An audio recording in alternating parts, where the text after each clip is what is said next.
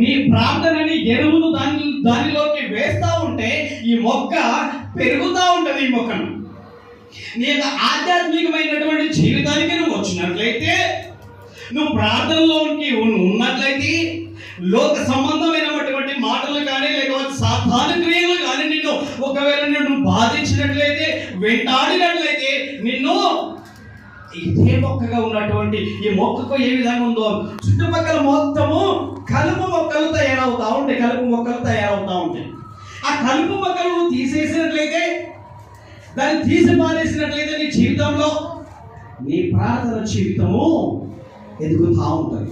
చూడండి, ఇంకొకటి చూసుకున్నట్లయితే మనం ఇక్కడ చూసుకుందాం. మారైనది ఈ విధంగా పెరిగిందనుకో ప్రార్థన జీవితంలో ఎదుగుతూ ఉంటుంది. ఒకవేళ ప్రార్థన లేని జీవితంలో మనం చూసుకున్నట్లయితే, ఇదిగో అమాస పున్నానికి అమాసకు పున్నానికి ప్రార్థన చేసే వాళ్ళైతే ఈ విధంగా అయిపోతారు. ఇదిగా ఒకవేళ నువ్వు నిండుగా ప్రార్థనగా ప్రతి ఆదివారం దేవుని మందిరంలో ప్రతి దాంట్లో పాల్గొన్న వాడివైతే, పాల్గొన్న నాలుగు అయితే నువ్వు ఏ విధంగా ఉన్నావైతే అంటే ఫలించే కొమ్మలాగా ఉండగలుగుతాను.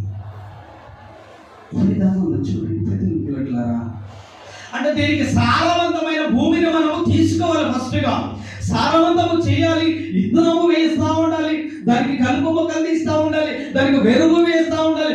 ఎరువు అనగా నీ యొక్క ఆధ్యాత్మిక జీవితం, నీ యొక్క ప్రార్థన అనే దానికి వేసినట్లయితే ఈ విధంగా నువ్వు ఎదుగుతూ ఉంటావు. ఈనాడు సండే స్కూల్ పిల్లలు ఈనాడు వచ్చి పాటలు నేర్చుకోవడం కాదు, అక్కడ వచ్చి అక్కడ కూర్చునే వాళ్ళు కాదు, కానీ ఇక్కడికి వచ్చి ఈరోజు పాటలు కూడా వారు పాడగలుగుతారు.